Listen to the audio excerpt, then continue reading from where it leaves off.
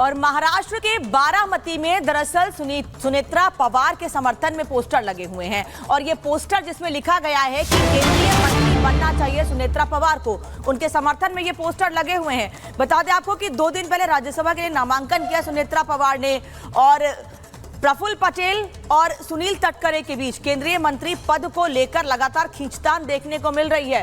दरअसल खबरें सामने उस वक्त भी आई थी जब ये कहा गया था कि एमओएस दिया जा सकता है एनसीपी कोटे से किसी सांसद को, उस वक्त भी सवाल खड़े किए गए थे और तब से ये बवाल मचा हुआ है।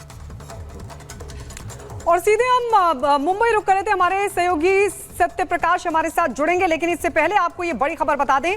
महाराष्ट्र के बारामती में अजीत पवार की पत्नी सुनेत्रा पवार के पोस्टर्स लगे, जो कि आप तस्वीरों में देख रहे हैं। पोस्टर में सुनेत्रा पवार को भविष्य का केंद्रीय मंत्री बताया गया है। आपको पता होगा कि लोकसभा चुनाव में अजीत पवार की पार्टी की सिर्फ एक ही सीट आई है और ऐसे में ये बताया जा रहा था कि बातचीत चल रही थी, राज्य मंत्री पद दिया जा रहा था उनकी पार्टी को, लेकिन वो केंद्रीय मंत्री पद चाहते थे। हम सीधे रुक लेते, सत्य प्रकाश इस वक्त हमारे साथ जुड़ गए हैं लाइव। सत्य प्रकाश, जरा बताइए इन पोस्टर्स का मतलब क्या है? देखिए, ये पोस्टर का साफ मतलब है कि जिस तरह से अब कहीं न कहीं ये साफ तौर से देखा जा रहा है कि निर्विरोध सुनेत्रा पवार, जो कि अजीत पवार की पत्नी है, उन्होंने उम्मीदवारी जारी कर दिया। अभी फिलहाल कोई उनके अगेंस्ट कैंडिडेट खड़ा नहीं हुआ, तो साफ तौर से जाहिर हो रहा है कि वो निर्विरोध चुनी जाएगी। फिलहाल कहीं के जो यहाँ पे कार्यकर्ता है, बारामती कार्यकर्ता, उनकी डिमांड है कि उनको केंद्रीय मंत्री बनाया जाए। और जब केंद्रीय मंत्री की बात सामने आई तो उनसे सवाल पूछा गया कि लोगों को डिमांड है, आपके कार्यकर्ताओं को डिमांड है कि आपको केंद्रीय मंत्री बनाया जाए, तो उन्होंने कहा कि जो हमें जिम्मेदारी मिलेगी हम उसका स्वागत करते हैं। कहीं न कहीं साफ तौर से इशारा है कि आने वाले दिनों में अगर एनसीपी का ऑफर होता है, फिर से ऑफर होता है मंत्री पद के लिए, केंद्रीय मंत्री के लिए, तो सुनेत्रा पवार को केंद्रीय मंत्री बनाया जा सकता है। जी बिल्कुल। और अब कुल मिलाकर यहाँ पर पॉलिटिक्स पोस्टर को लेकर दिखाई दे रही है, पोस्टर पॉलिटिक्स शुरू हो गई है। आगे क्या कुछ यहाँ पर रुख होगा वो भी देखने वाली बात रहेगी। बहुत बहुत शुक्रिया आपका तमाम बातचीत के लिए। बढ़ते आगे, प्रधानमंत्री नरेंद्र मोदी की बात करते हैं। एक तरफ जहां उनका विदेश दौरा देखने को मिला, दूसरी तरफ अब सियासत भी गर्माती दिखाई दे रही है। लगातार विपक्ष पलटवार कर रहा है, बयानबाजी सामने आ रही है। देखिए रिपोर्ट।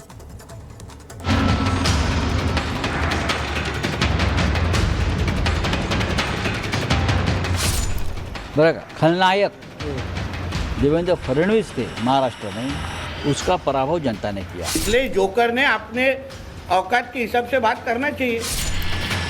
विधानसभा चुनाव की तैयारियों के बीच महाराष्ट्र की सियासत में बयानबाजी उफान पर है।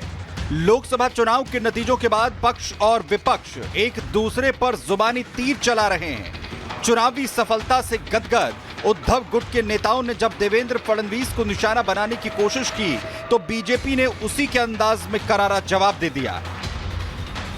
जैसे ही संजय राउत ने महाराष्ट्र के डिप्टी सीएम और बीजेपी के सीनियर नेता देवेंद्र फडणवीस को टारगेट करने के लिए बयानों का सहारा लिया, बीजेपी नेताओं ने संजय राउत के खिलाफ एक सुर में मोर्चा खोल दिया।